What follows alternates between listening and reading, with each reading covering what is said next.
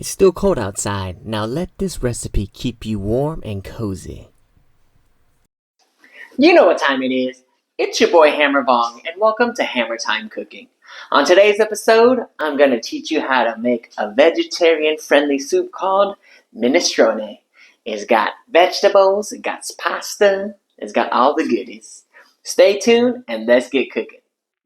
Let's begin with our vegetable base with our mirepoix. You're going to need some celery, carrots, and onion. We'll need 2 zucchinis diced, 1 tablespoon of minced garlic, 1 can of fire-roasted tomatoes, 1 can of diced tomatoes, 1 can of tomato sauce, a can of white beans and kidney beans, 32 ounces of vegetable broth, 1 cup of pasta. Today I'm using ditalini. You'll need a tablespoon of Italian seasoning.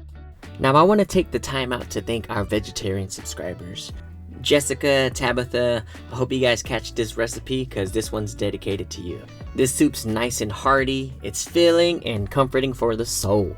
Now back to our scheduled program. I love seasoning my soups in layers, so make sure you season your mirepoix with salt and pepper. And then we'll add a tablespoon of minced garlic.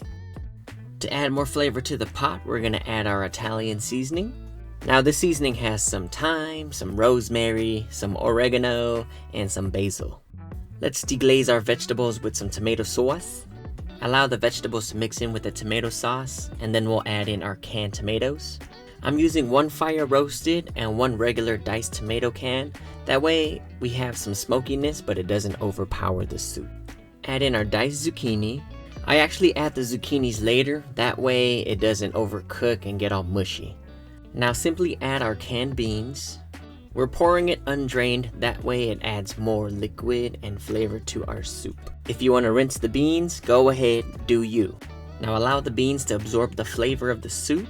Next we'll add in our vegetable broth to make it nice and soupy. While the pot's boiling, we'll add in our cup of pasta. Allow the pasta to cook for 10 minutes. And that's pretty much it, y'all. Once the pasta is finally cooked, it adds a nice thickness because of the starch. I like having this soup with some toasted sourdough. I gotta sprinkle on some Parmesan cheese and top it off with some fresh spinach. Ladies and gents, I present to you my minestrone. I hope you get to try out this recipe. Now don't forget to hammer that like button, leave a comment, share it with your friends, and if you haven't already, subscribe to this channel. Welcome very much, and I'll see you again next time. Get me dancing.